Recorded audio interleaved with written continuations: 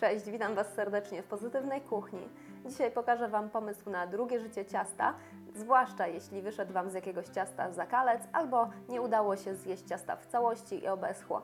Ten pomysł to bajaderka, czyli tak zwany gnieciuch, bo ciasto nieudane tudzież zaschnięte gniecie się z innymi składnikami, potem całość polewa polewą czekoladową i obtacza w wiórkach kokosowych albo w takich grubo zmielonych orzechach. Zapraszam Was do wypróbowania przepisu na bajaderkę i zachęcam też do odwiedzin na pozytywnakuchnia.pl, gdzie znajdziecie więcej przepisów kulinarnych.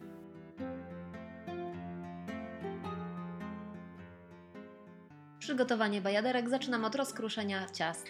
Można też zmielić je w blenderze.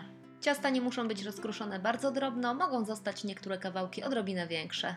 Mleko, cukier, kakao i masło podgrzewam w małym rondelku na niewielkim ogniu. Jeśli ciasta użyte do bajaderek są bardzo słodkie, cukier można pominąć albo zmniejszyć jego ilość. Jeśli w bajaderce znajdują się tylko czekoladowe ciasta, kakao można również pominąć albo zmniejszyć jego ilość. Kiedy wszystkie składniki się połączą, można zdjąć masę z ognia i odstawić do odstudzenia. Do rozkruszonych ciast dodaję dżem. Najlepiej, żeby był to bardzo gęsty dżem, lekko kwaskowaty, np. dżem truskawkowy albo malinowy. Dokładam też garść rodzynek i bakalię, np. płatki migdałów albo orzechy. Na koniec dodaję rum i ostudzoną masę czekoladową i mieszam wszystko dokładnie. Konsystencję masy można regulować dodając odrobinę więcej polewy albo odrobinę więcej ciastek.